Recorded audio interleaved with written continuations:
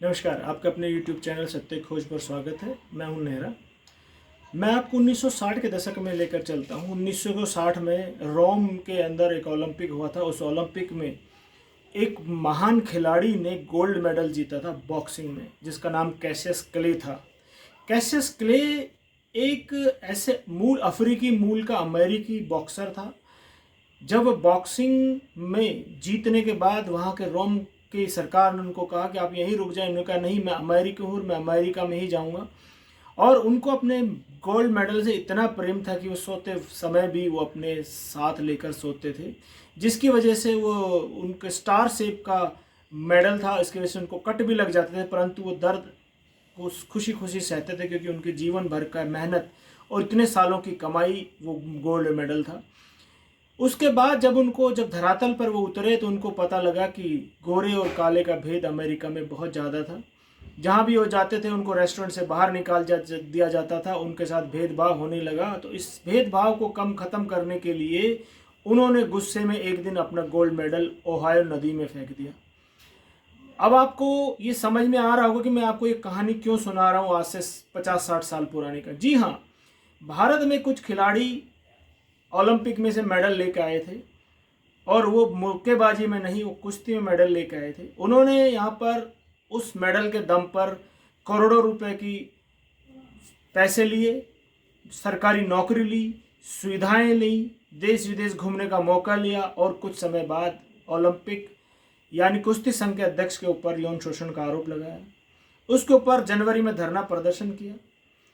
तो कोर्ट गए, supreme court ने उनकी याचिका को स्वीकार किया, और सुप्रीम कोर्ट ने कहा कि ठीक है, हम एक उससे पूर्व कमेटी बनी, उस कमेटी में जांच में कुछ नहीं निकला तो खिस्यानी बिल्ली खंबा नोचे, जंतर मंतर पर धरने प्रदर्शन करने पहुंचे, बहुत महंगे वकीलों के साथ सुप्रीम कोर्ट पहुंचे। सुप्रीम कोर्ट ने उनकी याचिका को स्वीकार करते हुए कहा कि ठीक है, हम दिल्ली पुलिस को निर्देशित करते हैं कि वो एफआईआर करे ब्रिजभूषण जी के खिलाफ। ब्रिजभूषण जी के खिलाफ एफआईआर हो गई।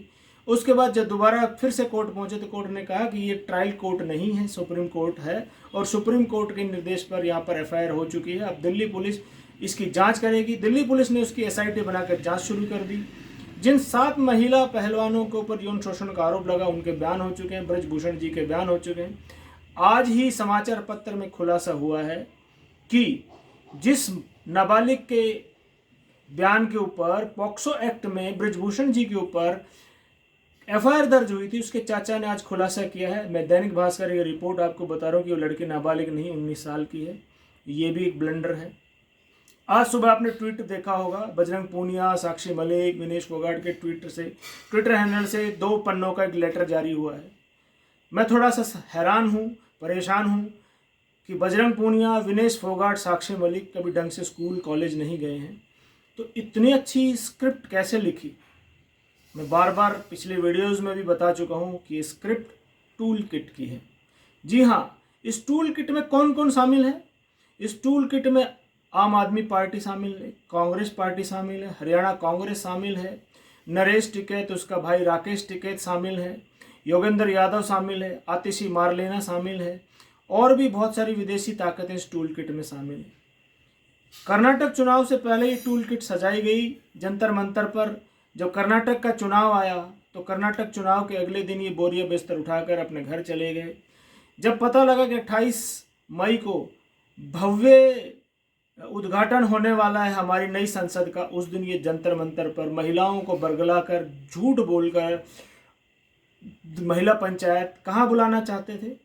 ये बुलाना चाहते थे नई संसद भवन पर। क्यों बुलाना चाहते थे? करीब 100 करोड़ भारत के लोग और 100 करोड़ विदेश के लोग उस वक्त उस मैटर को लाइव देखने वाले थे। संसद भवन में जैसे पिछली बार 26 जनवरी पर किसान आंदोलन के नाम पर खालिस्तानियों ने हुड़दंग मचाया था, ऐसे ही ये उस दिन तेरा हुड़दंग मचाना चाहते थे ताकि भारत की छवि खराब हो। अगर आपको धरना प्रदर्शन ही करना था उस दिन तो आप रामलीला मैदान में कर सकते थे, आप हरियाणा का कोई मैदान चुन सकते थे, आप उत्तर प्रदेश का कोई मैदान चुन सकते थे, या किसी और जगह आप चुन सकते थे। आप संसद को ही क्यों चुनना चाहते थे? और राकेश टिकैत, मुझे नहीं लगता कभी उन्होंने लंगोट भी पहन के देखा होगा। पिछले इतने दिनों से इनके साथ घूम रहे हैं। आज ये बयान आया कि हम अपने मेडल को गंगा नदी में बहा देंगे।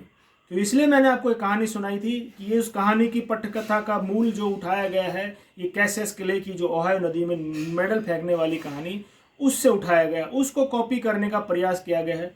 परंतु अभी भी जो समाचार आया है कि इन्होंने अपने मेडल गंगा नदी में नहीं फेंके हैं। क्यों नहीं फेंके हैं? फेंक देते। किसने रोका? किसी ने नहीं रोका। इंतजार कर रहे हैं, किसका कर रहे हैं? वहाँ पर राकेश टिकैत पहुँच गए हैं, उनके भाई नरेश टिकैत पहुँच गए हैं। उन्होंने कहा हम 5 दिन का समय देते हैं। भाई किस लिए समय दे रहे हो आप 5 दिन का? अगर आपको नदी के किनारे बैठकर भी आप बोल रहे हैं मेडल फेंकने वाला हूं, तो फेंक दीजिए। साथ ही साथ में बजरंग पूनिया, विनेश फोगाट, साक्षी मलिक और जितने भी ये तथाकथित पहलवान हैं, इनसे कहना चाहता हूं कि जो करोड़ों रुपए आपने कमाए हैं, क्या वो भी आप फेंक देंगे? क्या सरकारी नौकरी आपने जो ली है वो भी फेंक देंगे? विदेशी कोच और विदेश घूमने के नाम पर आपके ऊपर कम से कम 200-400 करोड़ रुपए जो भारत सरकार, हमारे यानी मेरे और आपके पैसे खर्च हुए हैं, क्या वो भी लौटा देंगे? अगर आपको मेडल ही फेंकना था तो बजरंग पूनिया के गांव में और विनेश फोगाट के गांव में जोहड़ बना हुआ, जोहड़ कुछ लोग नहीं समझते हैं, पोखर या तालाब वहाँ हर एक गाँव में बना होता है, उसके किनारे पे फेंक देते। चाहे जरूरत पड़ती तो आप दोबारा कभी निकाल भी लेते। गंगा नदी में तो एक बार गिर गया, उसके बाद तो मुश्किल है मिलना। ये जो टूल किट है, इस टूल किट को समझिए कि इनकी कोई मांग है, ये मांग नहीं है, ये भारत सरकार पर दबाव बनाकर अपनी नाजायज मांग को मनवाना चाहते हैं। जब दिल्ली पुलिस की एसआईटी उसकी जांच कर रही, जांच रिपोर्ट तो आने दीजिए। जांच रिपोर्ट में अगर आपको कुछ गलत या सही लगे तब आप धरना प्रदर्शन कीजिए। यानी आपको कोर्ट पर भी विश्वास नहीं है, आपको सरकार पर विश्वास नहीं है, आपको पुलिस प्रशासन पर विश्वास नहीं। किस पर विश्वास है? नरेश टिकैत पर, अरविंद केजरीवाल पर, भूपेंद्र सिंह हुड्डा पर, उनके बेटे दीपेंद्र हुड्डा पर, या केजरीवाल पर? किस पर? या जो जोर सोरोस के आपके साथ पैसे लगे हुए उस पर, या अमेरिका की जो टूल किट चल रही है उसके ऊपर? किसके ऊपर विश्वास है?